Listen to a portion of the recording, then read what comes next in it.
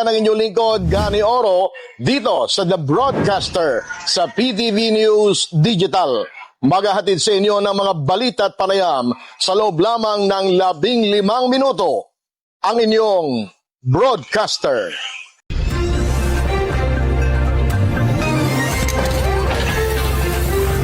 The Broadcaster.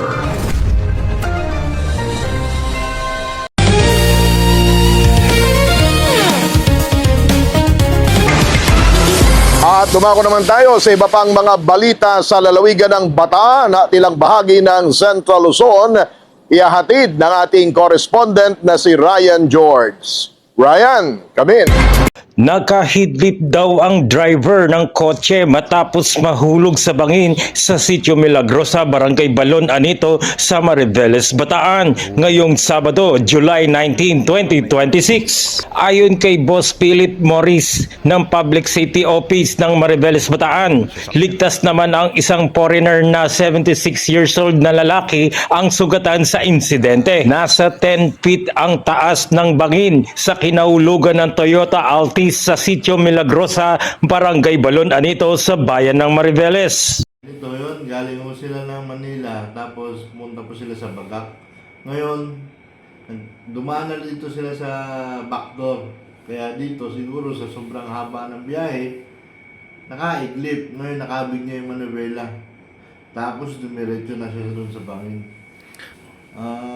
I think mga 10 feet, tapos sa street ng Milagrosa, bayan ng Balon na dito, barangay. Siguro nangyari yun, alauna, ng hapon. Then dumating na yung mga fire, MDRMO, public safety, tapos medics yun. PNP wala.